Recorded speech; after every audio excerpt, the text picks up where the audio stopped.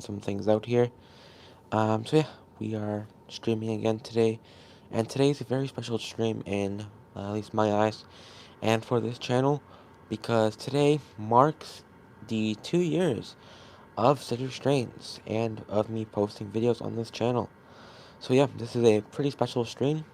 Hope you guys like it, and yeah. So today we're gonna be running some different locomotives besides the ET44s. Today we'll be running the Toronto Hamilton Buffalo GP9 by athearn. Oh, this phone is so much clearer. Alright, let's...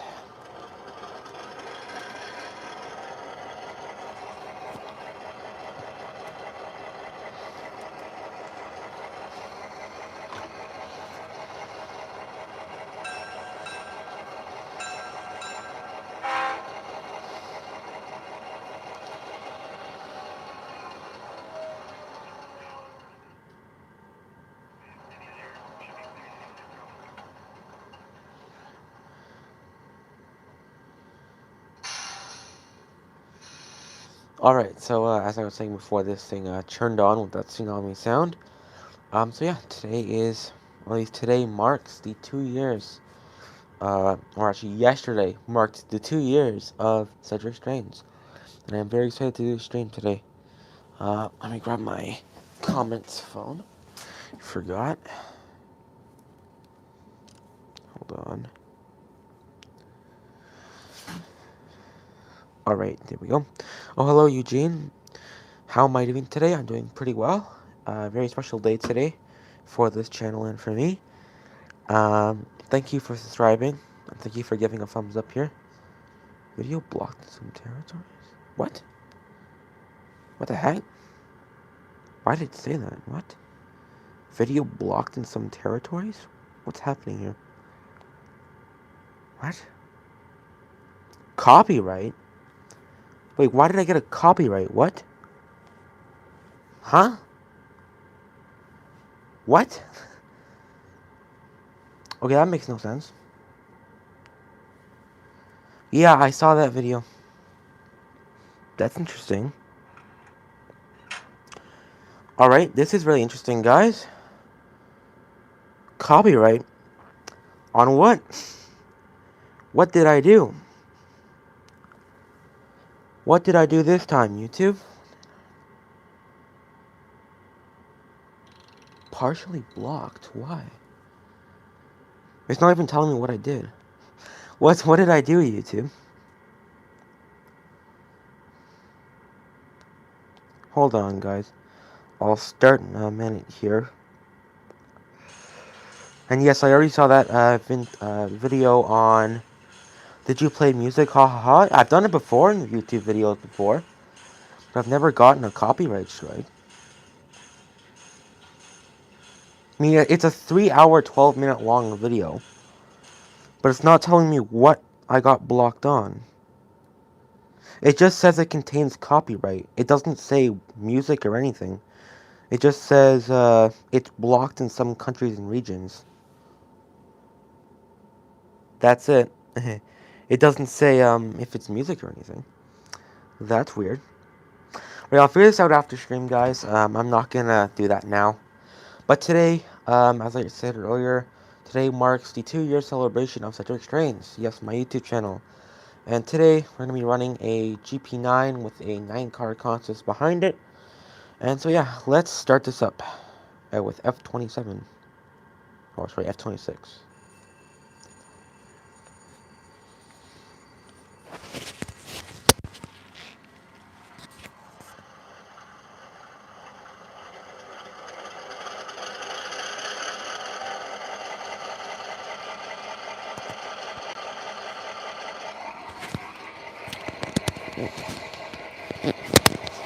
Alright, there we go. Okay.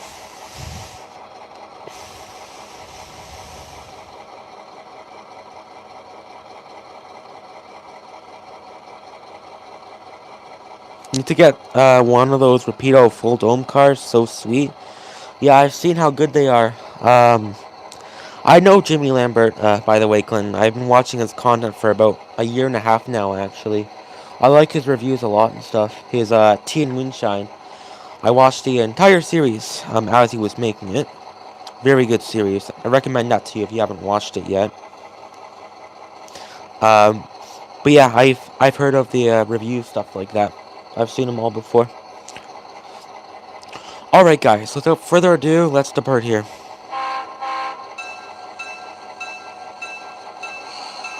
Never heard of him? Well, you should watch him. Pretty good content.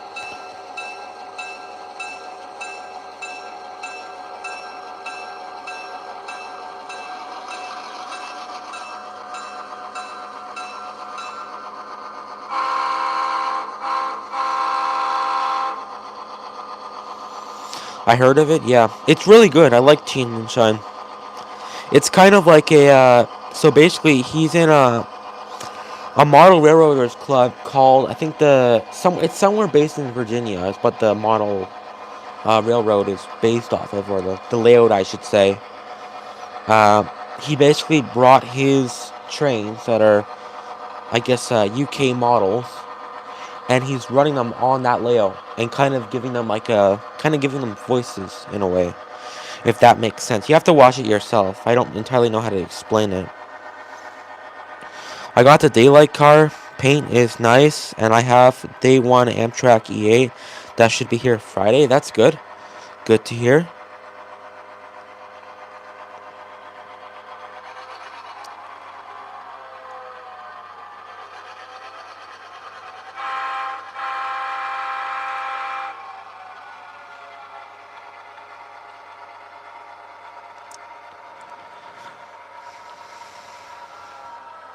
Can't say I'm BLI only anymore, haha.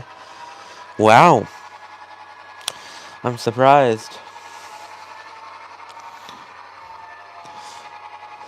You should get some more Rapido things. I'm trying to figure out what I got copyright for. Audio anxiety. What? Erase that? What's anxiety? Partially blocked. Partially. Oh, okay. Oh, I see. Alright. So now it tells me. Right, I'll fix that later. Why I always said I wanted to get different companies with different decoders? Really? Are you sure? Why? I thought you said you only buy a BLI because it's the best, the best, right? I thought you said you would never ever buy from another company before on your streams or something. Unless that was someone else, but maybe that wasn't you. I don't know. Right, so I figured it out though. I guess some of the songs got partially blocked. Cause I made a compilation of my shorts here. So now it makes sense. All right. At least now it's telling me. At least now I know. At least now.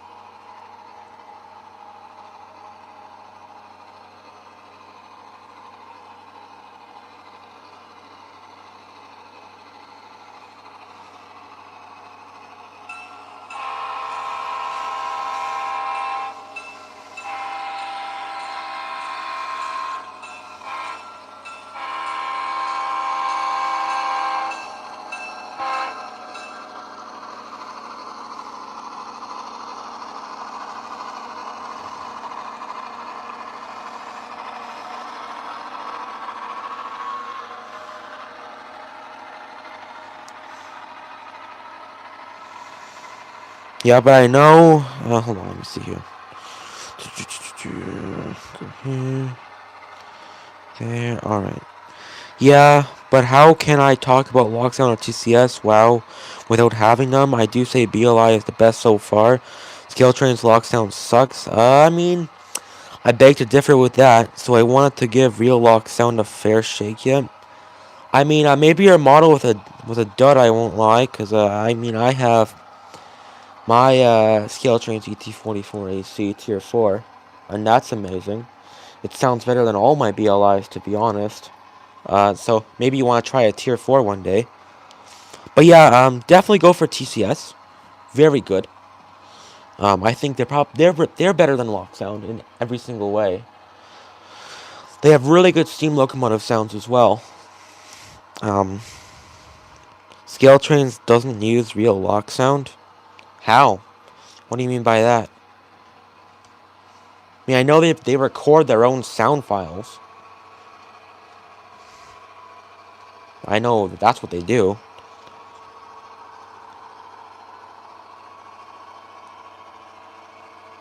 Like they go like to Locomotive, stuff like that, actually record them.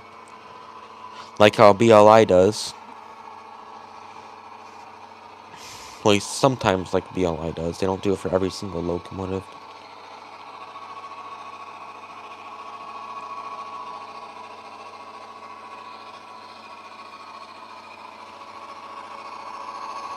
Scale Trains Lock Sound, from what I have heard, from what I have here, I mean heard there. From what I have heard, does not work like real Lock Sound settings wise. I'm gonna be honest. I have the Intermountain AT44 AC and the what do you call it? MTH with the 21 pin Lock Sound, and they sound the exact same, and they function the exact same too as the Scale Trains AT44. So there's no difference. To be honest, there isn't. So I don't know who told you that, but there's no difference. Besides Scale Trains putting optional horns and bells on the side, that's really it. Intermountain does the same thing. It's like Dell, you can get, Dell, yeah. You can get, was it Asus board in the stores, but when Asus board comes into Dell, it's a special non-real Asus. Same with, Scale Trains Lock Sound. It's not real. Okay, interesting. Well, I definitely prefer the Scale Trains one over the other ones then, because it's definitely better.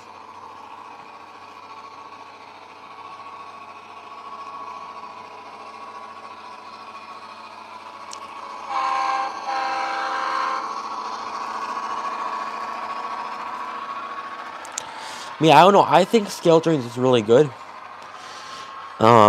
Especially with their detail. I think they could use real chains, but from my experience, they've been perfect. Never had an issue with them ever. Motors are very quiet. Never had detail break off of them. I know you did. Scale Trains works. Scale Trains Lock Sounds work different. You have to do extra stuff that you don't have to do on a Lock Sound. You go and buy. I mean, I don't know. Like, what's different then? Because nothing else is different compared to my Mountain and my other one, my one that I put in myself. The exact same. Scale Train's customer service is the worst. It's worse. The Comcast. I mean, I'm not sure what's bad about. I haven't tried Scale Train's customer service yet because I haven't had to. Unlike Broadway, I haven't had to do anything with them. I'm just kidding when I say that, but I haven't had to replace any parts. But yeah, at least MTH's I think was the worst by far, actually. Hold on, I gotta reverse this here.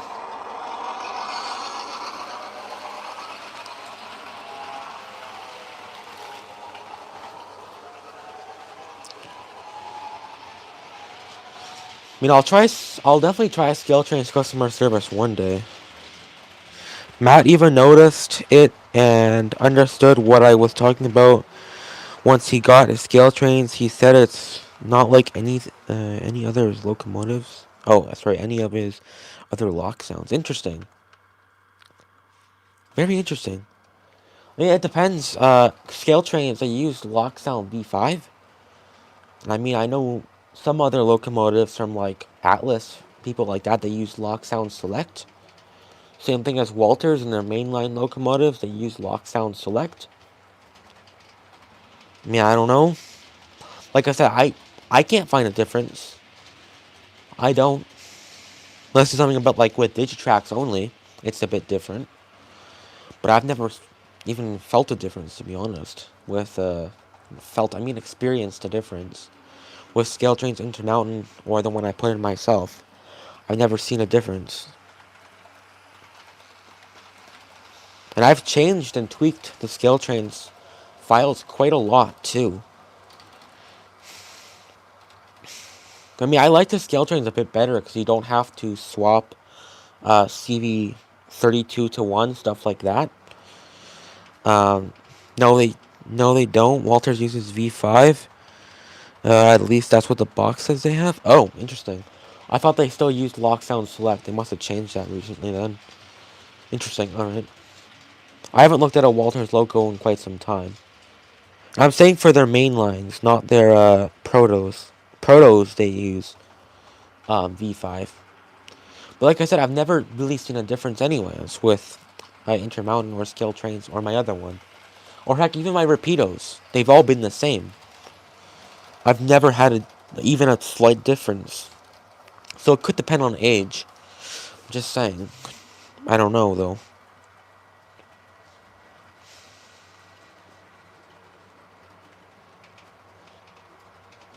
I mean, Scale Trains has really good speakers in them. They're very loud. Especially their horns. Very, very, very loud. Just something I like about them. Much better than Rapidos, I will say. Sometimes, you couldn't change volume until you changed all the other CVs, something like that. Scale Trains only has that for 2 CVs, actually. So yeah, it's only for 2 CVs. It's not for all of them. Unlike Intermountain or Rapido. So really, I mean, if you're looking for ease, which again, you're not really changing the CVs every single day. Maybe some people are, but I don't really see a problem with having to change the CVs. Like, at least, I don't see a problem with having to change 32 to 1 when you want to change, like, different volumes.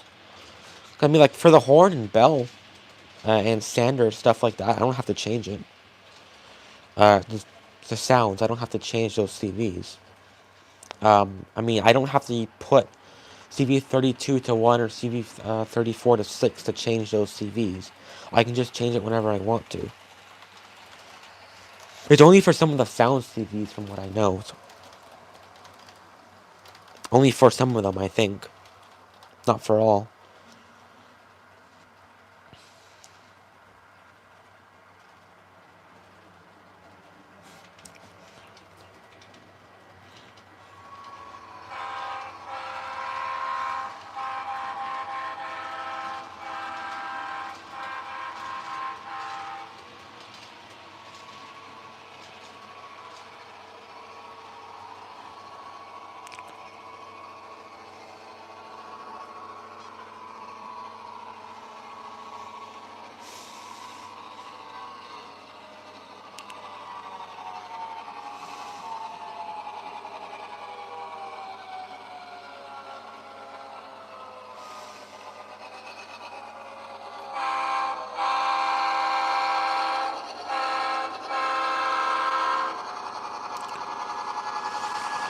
It's not a standard practice on DCC to have to change other CVs before changing volume. Yeah, I mean, yeah, that's definitely interesting. I know. I don't know why they do that anyways, but I don't know. Something about Loxon that I like. It sounds high quality, hi-fi audio. It's really good in my opinion.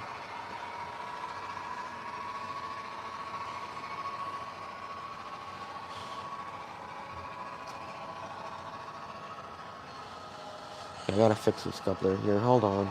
Keeps coming off. These crappy Backman couplers.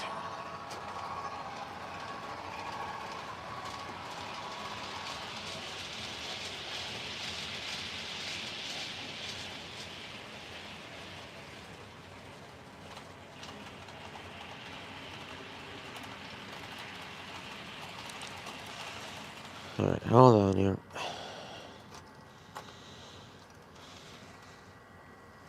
I mean, like I said, I don't see a problem with having to change it, since you're not, like, changing it all the time. Anyways, like, when you find your perfect volume, you're gonna leave it there, so I don't really see a big problem with having to change. a couple CVs, or at least just 2 CVs first, to change the sound. I don't see a big problem with it. At least in my opinion, I don't. I know it's not quote-unquote standard practice, but I mean, it still works at the end of the day, and it works perfectly.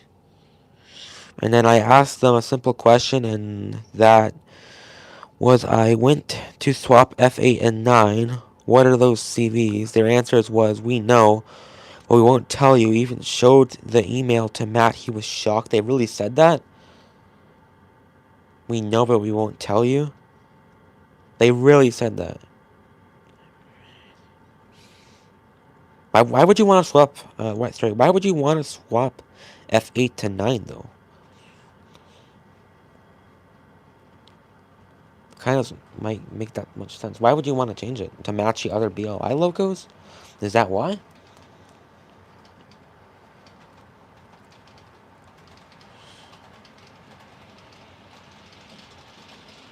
I wanted all my startups the same?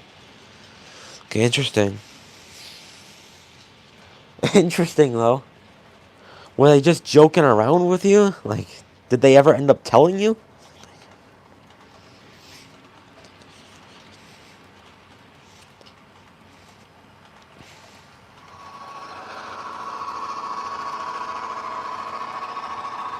Because what happens when I hit F9, which is motor lock? Yeah. Well, yeah, F9 triggers drive hold. So you can simulate, what do you call it? So you can end up simulating, what's it called? So you can end up simulating coasting and also simulating a heavy train speeding up.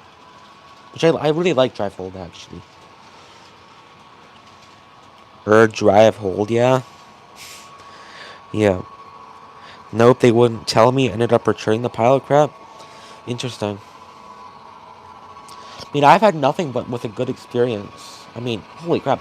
I've had nothing but a good experience with scale trains so far. That's what momentum is. Or though, yeah, but generally in real life, if you're going down a grade, you're gonna kind of back off the throttle, right?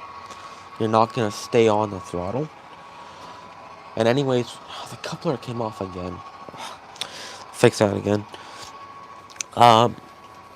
Anyways, like when you're speeding up, generally, the locomotive won't start moving before the prime mover is activated, you know?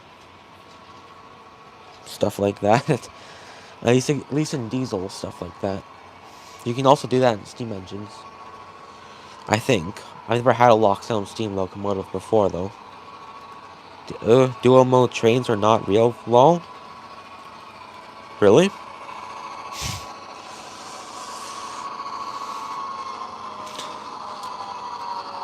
Alright, you know what? Not running another grain car then. It's not cooperating. I'm taking you off.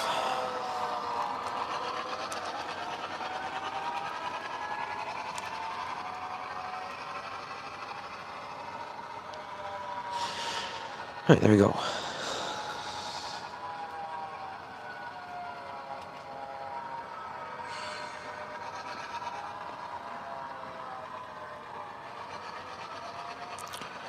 Alright, let's move again here.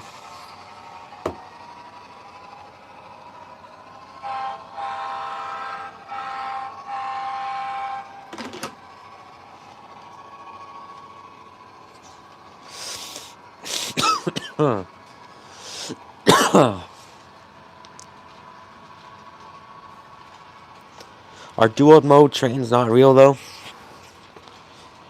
I mean, at least with athearn, you can also coast as well. I think it's with F4. Although I don't know what drive hold is, if they have it, because I lost my manual on the first day of me owning it, and I can never find it again. I don't want my toy trains acting like real ones and bursting into flames when the turbo blows. Yeah, I mean, that's why we don't blow them up, I guess. But if you don't want it acting like a real thing, then don't buy the one with the sound system, I guess, and with the DCC features. Or, if you are still gonna buy the if you are gonna still buy the sound system one, just don't use those features. Because other people might want to use them, to be honest. I will say. At least Scale Trains does actually, Jesus Christ. Scale Trains does actually have, I think it was a Dash 9 or something, that has a simulated turbo blow, where you'll actually see a LED light up inside of the exhaust stack, which is pretty cool. I think that's a pretty cool feature.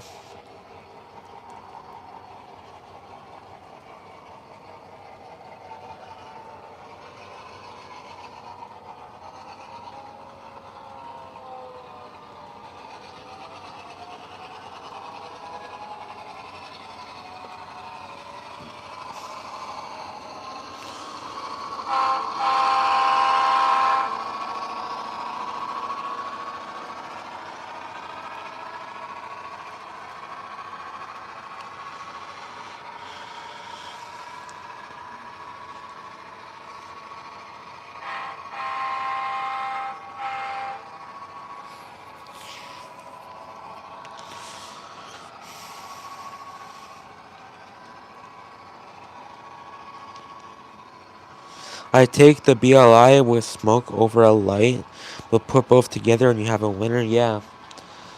I would not take smoke, to be honest.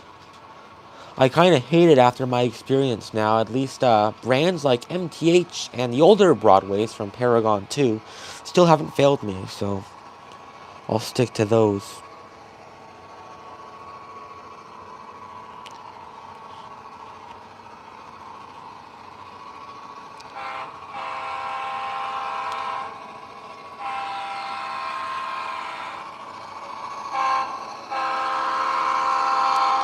You can't have a blown turbo without smoke, yeah.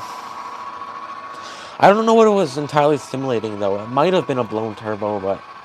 Or else it was just the, it was something. I don't remember exactly what it was. I know someone showed it to me, but I don't remember who. Unless I saw it at a train show. I don't remember now. It was quite some time ago, probably last year. I don't remember.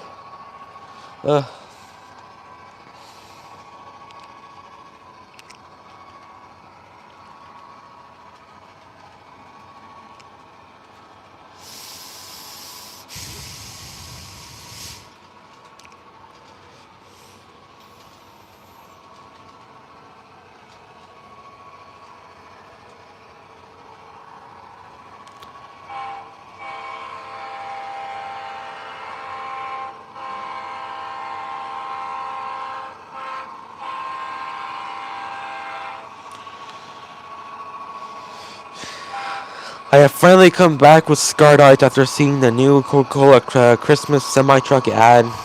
AI ad, yeah. Hello, dear GW497. Hope your day is going well so far. Yes, I have seen that horrible ad as well.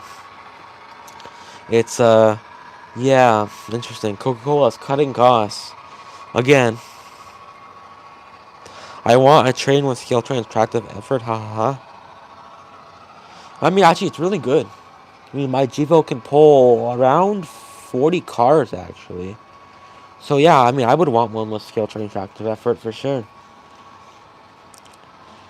By the way, that pulls more than the FEF, just saying.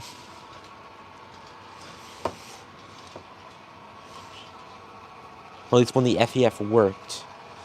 Because BLI still isn't responding to me, even though I'm messaging him multiple times about giving me traction tires, but nothing. So I'm going to bug him again.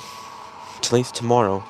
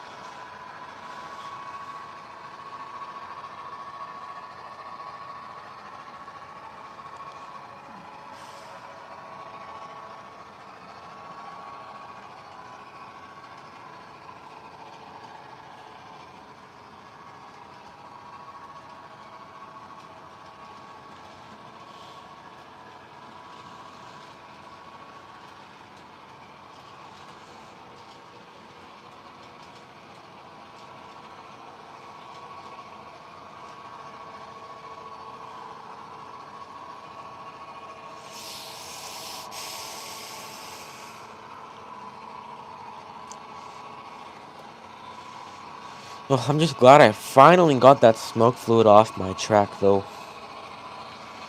I was pretty happy with that. Now things can actually pull again, which is great.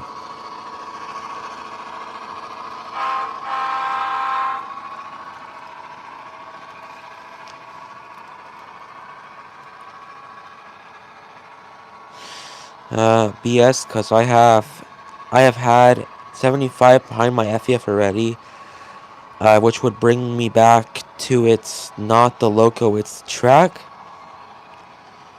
Yeah. Where did you put 75 cars behind it? Like, where? Did you go to a train club or something? And don't forget, the FEF have traction tires. Scale Trains doesn't.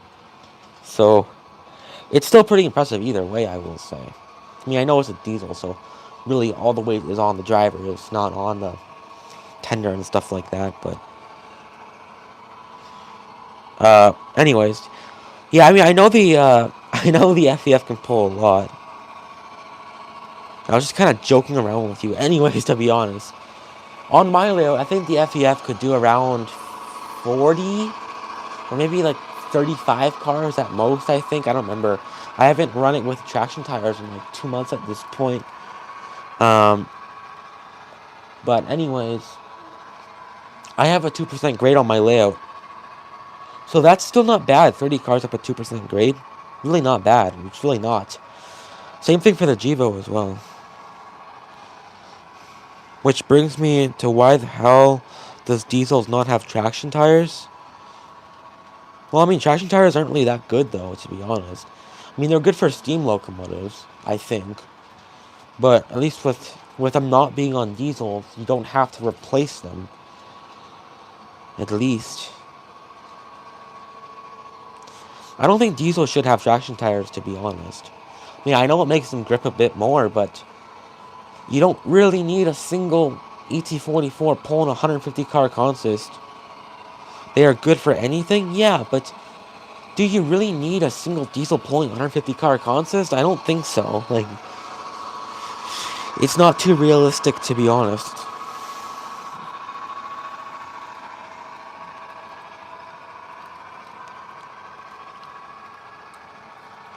Like, if I didn't need traction tires, I'd take them off.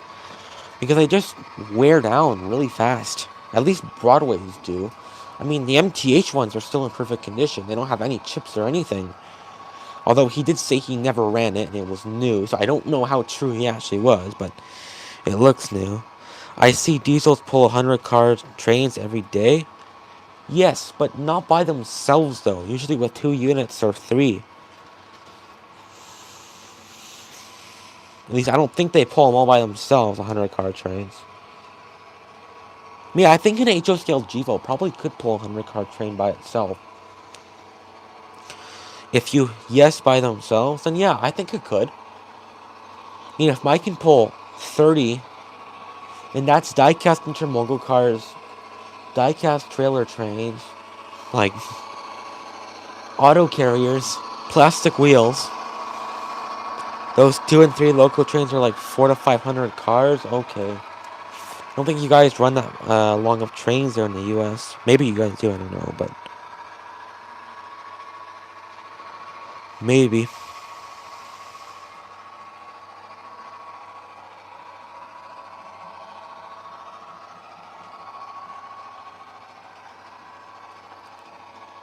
I mean, at least here, we generally have 4 cars, not 4 cars, 4 locomotives in the front, usually with a 70 car consist in the back. I think 2 miles is the cap. I don't know. I don't know.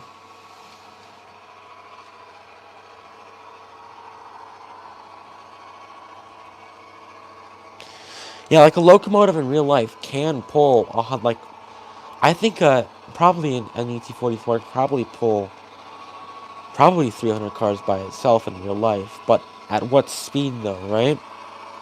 Probably at like, for you, probably like 10 miles an hour? I don't know.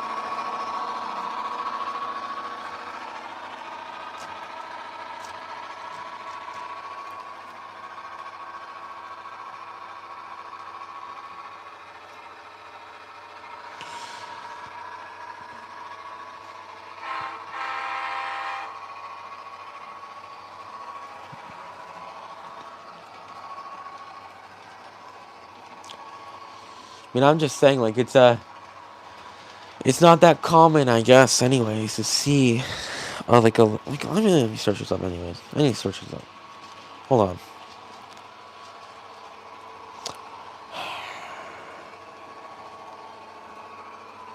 They did tires on the little 040 Plymouth switcher because it was so small. With them, it could pull 5 cars. Yeah. I mean, it makes sense back then because, well, people were just putting their trains on, like, I guess, pretty uneven track, right? So they kind of needed those traction tires. Which, I mean, I think traction tires should be on starter set locomotives, but not on, like, $500 models. It doesn't really make much sense to me. Like I said, I think it's good for steam locomotives because of the, weight and stuff of the tender, like, kind of pulling it back. That's good, I think, to have traction tires on steam locomotives, but it doesn't make sense on diesels, though. It just doesn't. At least to me, it doesn't. I would not want traction tires on my ET44s. If it did, I would send it back. I would not have kept it if it had traction tires. I just don't think there's a point.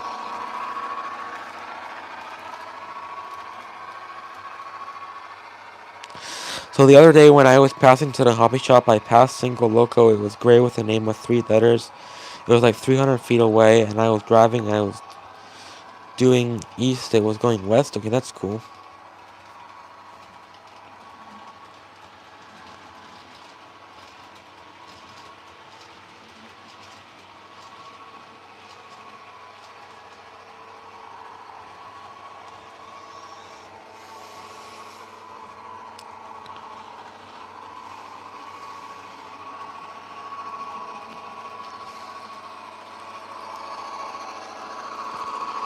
And it took me over a mile of driving to get to the Loco to the end car.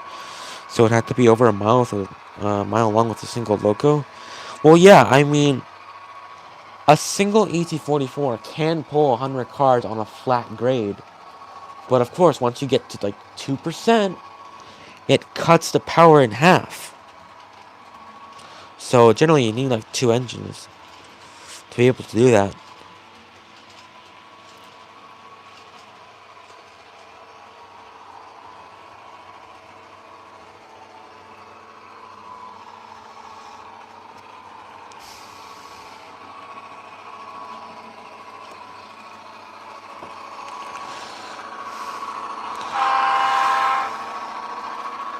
But still, I think it's possible anyways with the models.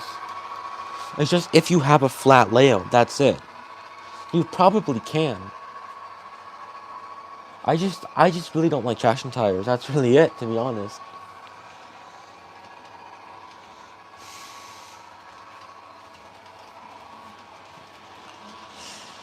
True, when I say I see or saw, it's flat here.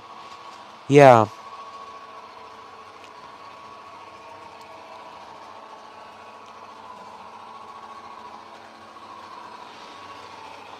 Like, yeah, no doubt a real locomotive can pull 100 cars. It's obvious. It can. They weigh so much and they have so much power. The ET44s have 4,400 horsepower, so they can pull quite a lot. But of course, going up a grade, it's gonna, of course, break some traction there. So they kind of need more locomotives to go uphill, stuff like that. I would imagine. Like, I know here in Canada, generally Tier 4s, intermodal trains have 4 liters, 4 engines in the front. Generally. Sometimes they have dispersed power. Although it's rare for me to see them since I live in the city, kind of. I'm kind of thinking those locos that... Hold on, I'm kind of thinking those that loco... I saw somehow the old dark gray with the with red letters KCS. Oh yeah, that would make sense. Yeah, KCS. Yeah. What is KCS? Kansas City Southern, I think.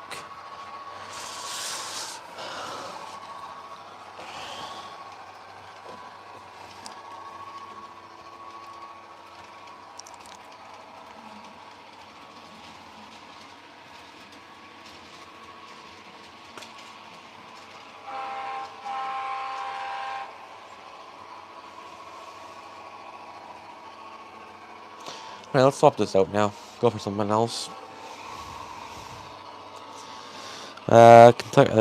Kentucky, wow. Kansas City Southern is now CNKS, part of CN, but it was UP Rail. Oh, interesting. Canadian National, Kansas City.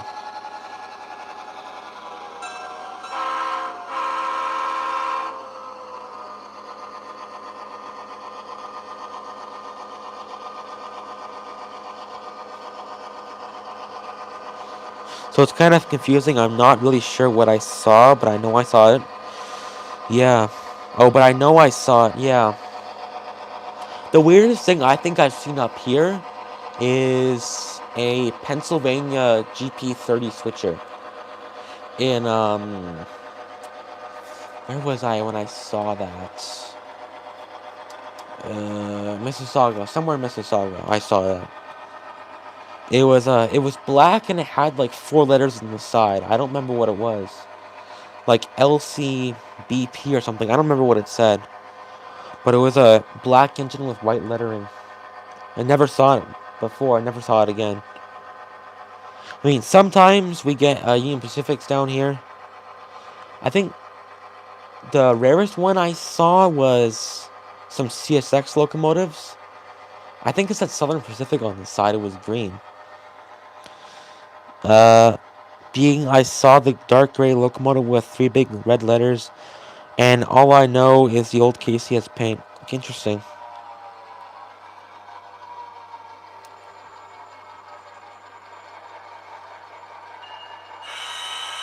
Down here, don't you mean up there? Oh, yeah, up there then, right. Down here, don't you mean up there? Yeah. Up in Canada, I should say.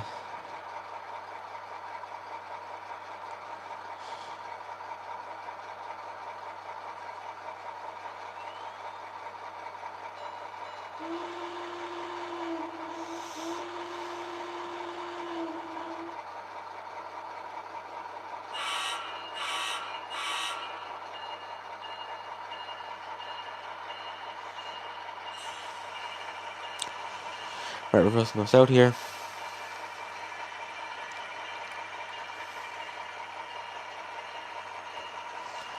For a min, I'm like, wait, is this dude in Mexico, lol?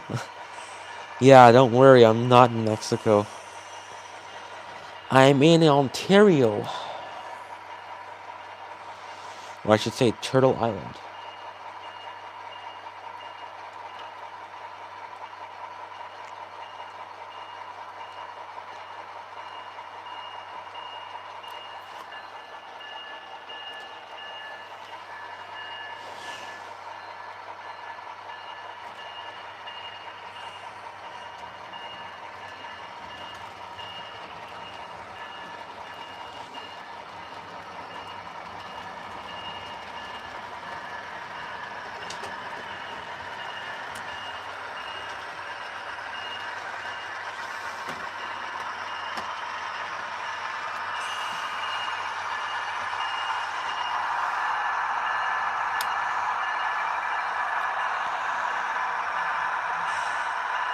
Am I turtly enough for the Turtle Club? Maybe. I don't know. If you're wondering, I don't know if you know, but like Turtle Island is the what's it called again? Hold on, sorry. Don't show it, please.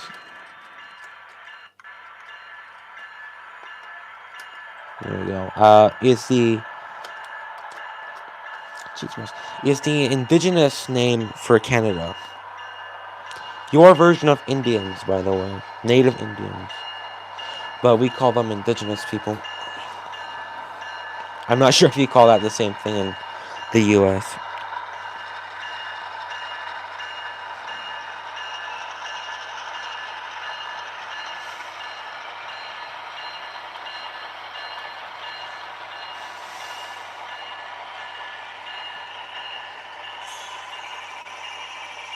Alright, I gotta not pull it out all the way here. Haha, at Cedric's trainings, watch the Master of Disguise. Yeah. Let's see.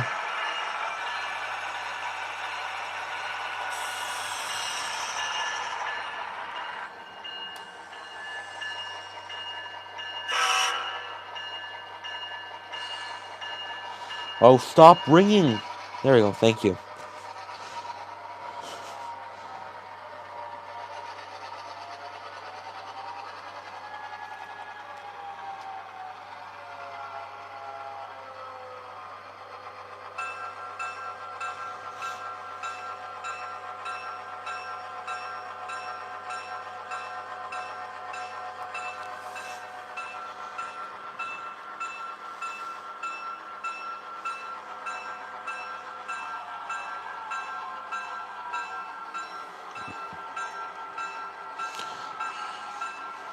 Hold on, did a couple? No, it did not. No, alright.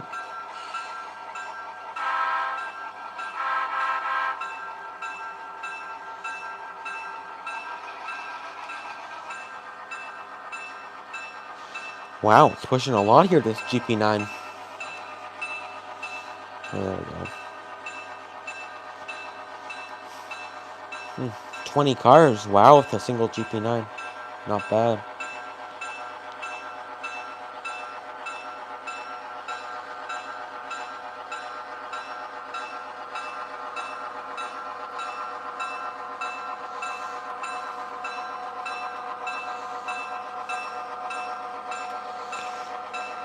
Oh, derailment. Damn, Atlas cars. This thing's too light.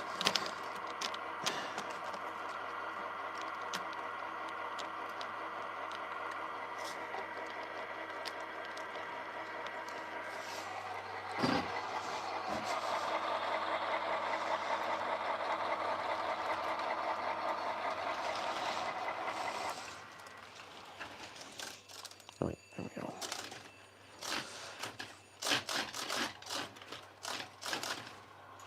Alright. Okay.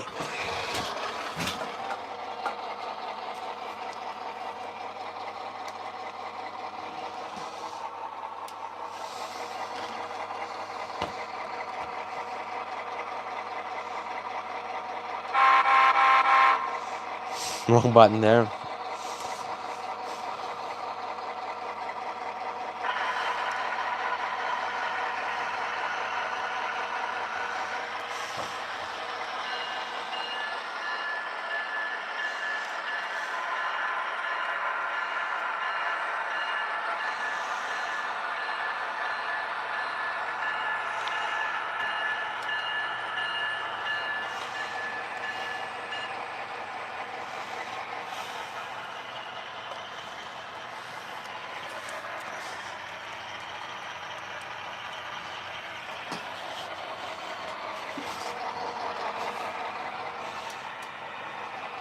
Derail? Yeah, I'd fix it.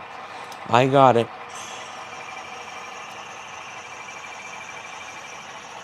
Front truck, rear loco. Yes, I saw.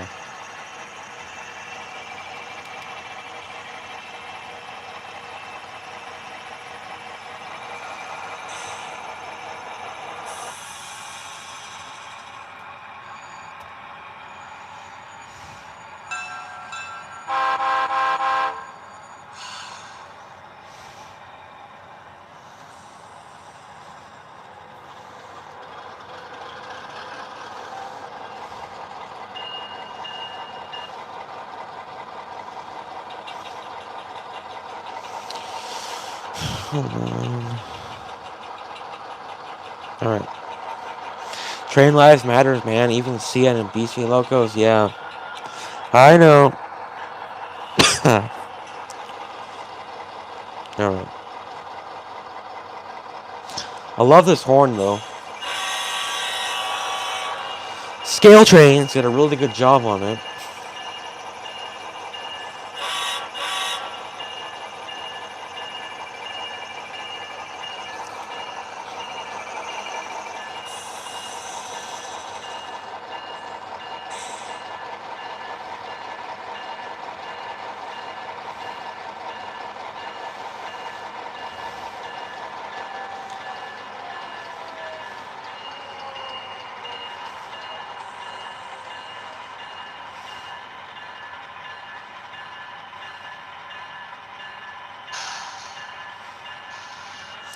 My scale change horn was very tinny sounding. Interesting. Did you buy yours new, by the way? Just wondering. Your GP30 or whatever it was.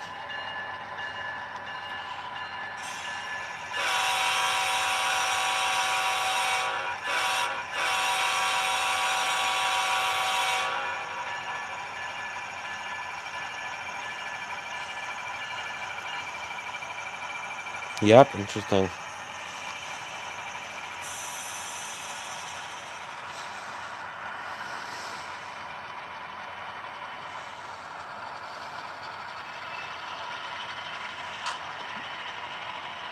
They're both on. Another one. Okay, makes sense.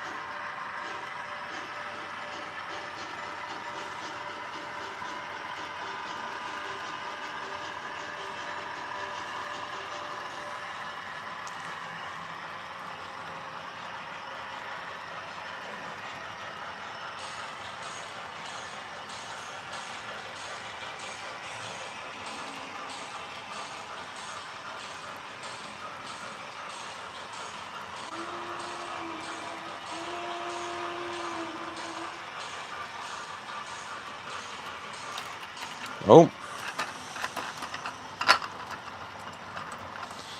Again, alright, interesting. Alright, we're good. Nothing happened.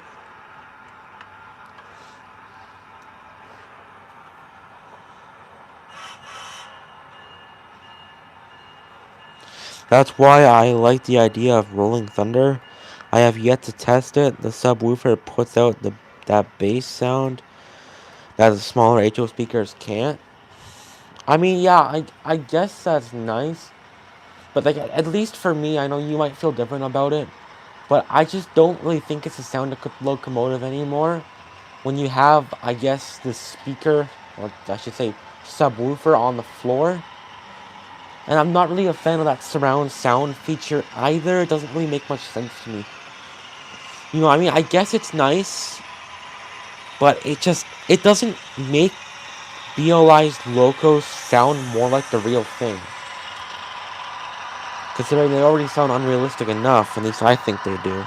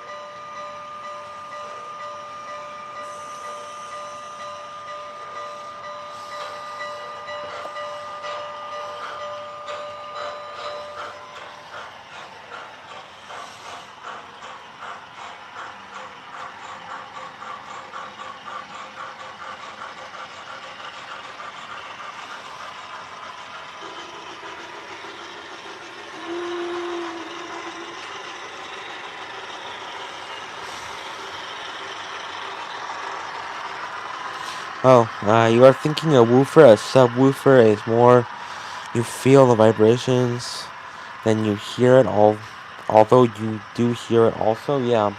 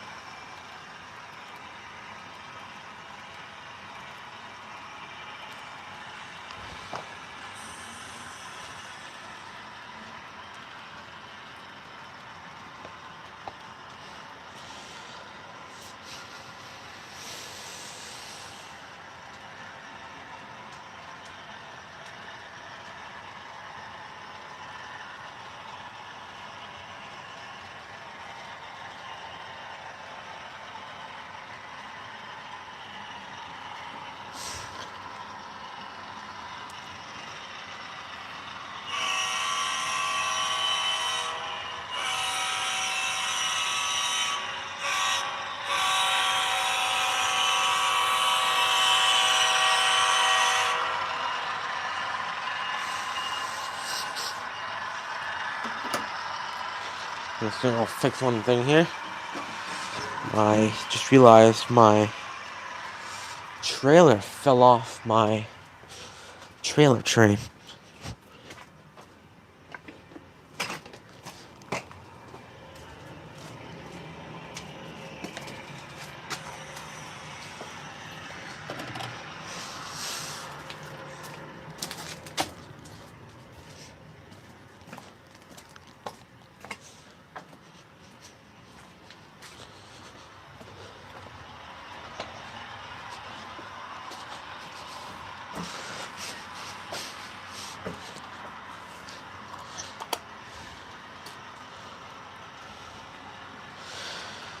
Oh god, call OSHA, yeah.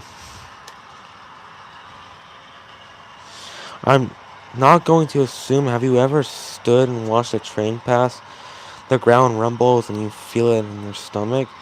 Yes, I have watched a train pass before, I understand that, but at the same time, you have said before, you don't want your your toy train to do what a real train does, right? So, and like I said, I don't really think it's a bad idea to have Rolling Thunder. It's just BLI locos don't sound like the real thing. And it's true, they don't. Like they're, no, that's not what I said. Well, yeah, I have felt a train pass before, I have. My toy train does not have to have, my toy train does not have to do what a real train does. Isn't that technically the same thing, though? Or is it not? Maybe it's not, but I don't know.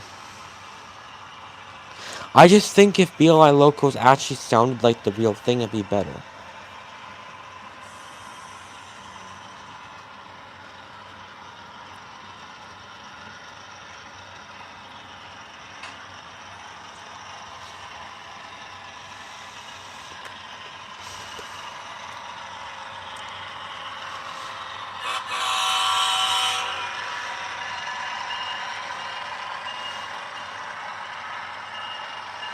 And anyway, like for Rolling Thunder, like let's just say you have, okay, let's just say a little size of mine, 9 by, what is it, 11, or no, maybe it's 10 by 11. I think it's 10 by 11 for a little like mine, and it's a, what do you call it? It's a proximity based locomotive, not locomotive, proximity based system Rolling Thunder thing. I don't know how exactly it works, but I kind of remember it being a proximity-based thing. So you have a layout like mine. I would need like multiple receivers and multiple subwoofers to make that work. And are like subwoofers the one you need for BLI? Like, what do you call it? Like over $200 or something? Real trains have lights. Really, you don't need lights to run a train, but it's nice. On the other hand, real trains use fuel, and I wouldn't want to have to fill up the tanks all the time. Well, yeah, I know. Makes sense.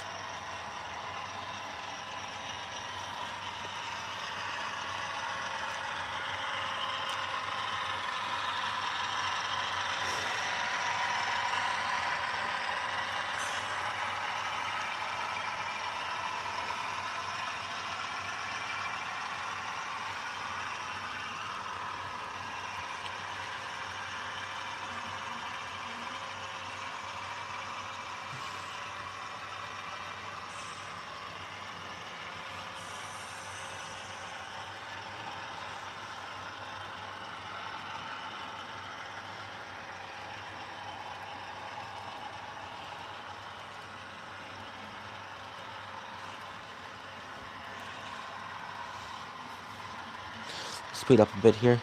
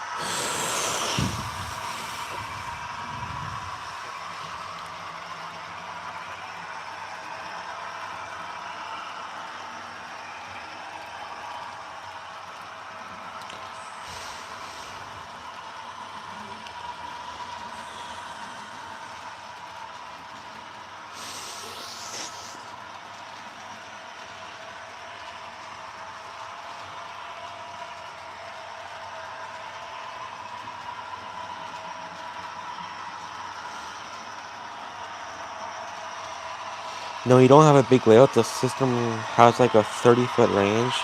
I think you need more than one for a big show layout or big club layout. But for the house layouts, one should be enough. Alright. I just don't want it. That's the only thing. I just don't. It's not something I'm interested in. I mean, if you're interested in it, then go for it. But just not something I'm interested in. If BLI locos actually sounded like the real thing, then maybe I would have went for it. But as long as they keep reusing sound files, I'm not doing it.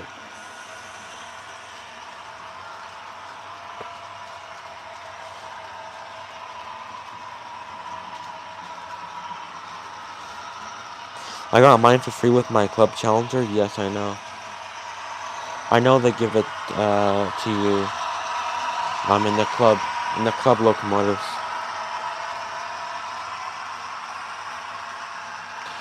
But I think the thing is, right? BLI doesn't offer DC silent locos, right, in their club, to Conductors Club, or do they? I don't know. I don't have Conductors Club. Do they offer DC silent locomotives, or is it just their Paragon out the doors?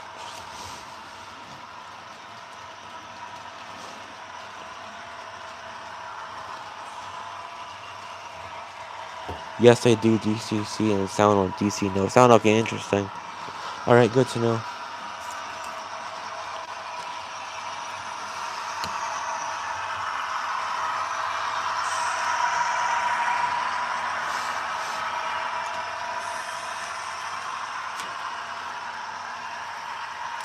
Like, I got the sound one for $199 or $99. You can get the DCC ready. Wow, that's pretty cheap.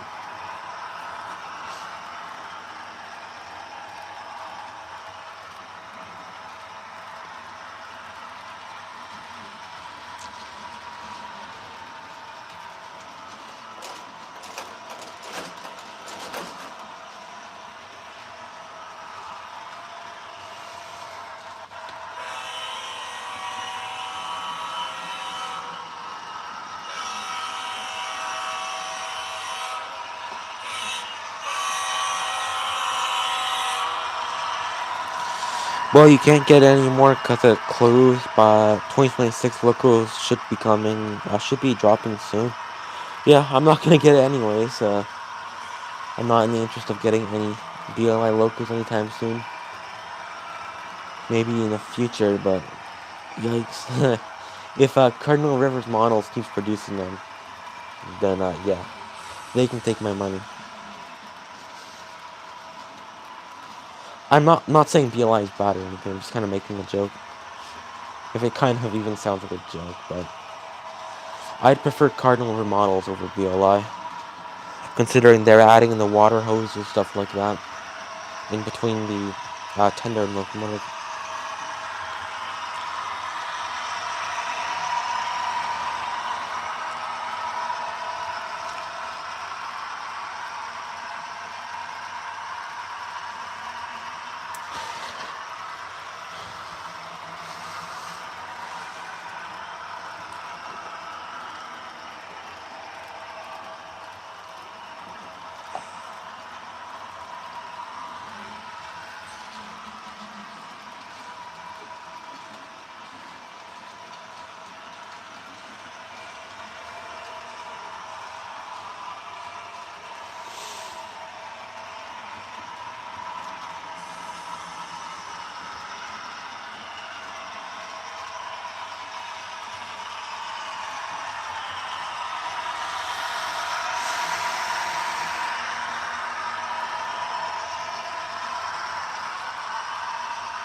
My stream is going to end in 5 minutes, guys. You guys know, 8:15 today.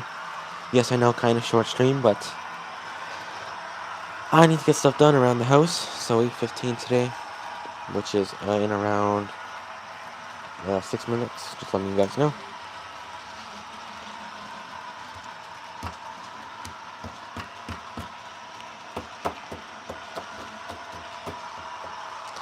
Nice. What's the guaranteed for? Those detail pipes not breaking, and if it doesn't break, and if it does break, you can get the parts for how long after the local comes out?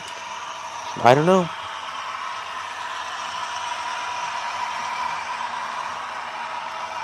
But it's all about being careful with your model after all. If you're gonna throw it around, then yeah, of course it's gonna break, but if you actually be gentle with it, it should be good. And I plan on being at least gentle with that one. Because it's going to be at least they're marketing as the most detailed version of Nickel Plate Road 765 ever produced. So I'm hoping it will live up to their name. They've been making it for 5 years now. Or at least the model design has been in the works for 5 years now.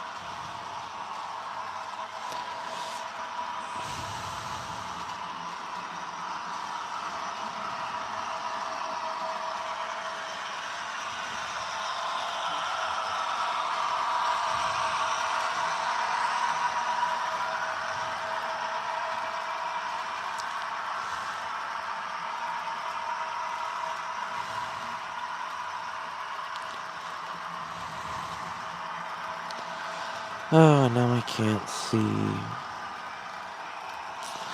Alright, well, I hope this works then. Hopefully the copyright thing should be gone now.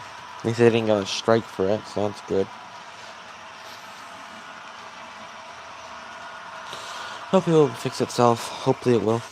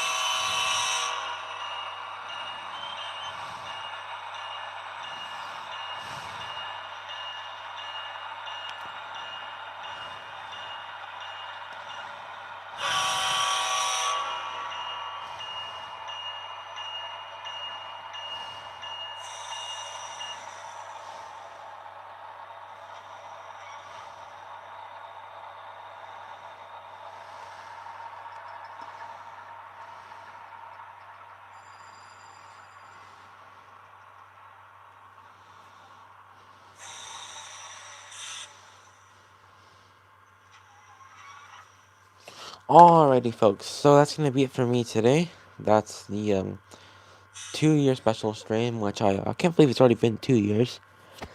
So yeah, thank you guys so much for watching my stream today. I'd like to give a special shout out to Clintonville Model Railroad, Eugene, Christ, I think, and then DNRGW 497. Thank you guys so much for chatting with me in this stream. And please go back. There we go. Yeah, so thank you guys so much for joining me in the stream and chatting with me, and thank you to everyone else who liked the video and also liked the live stream, and who was watching with me. Alright, thank you guys so much for watching, and I'll see you in my next stream. Goodbye, folks.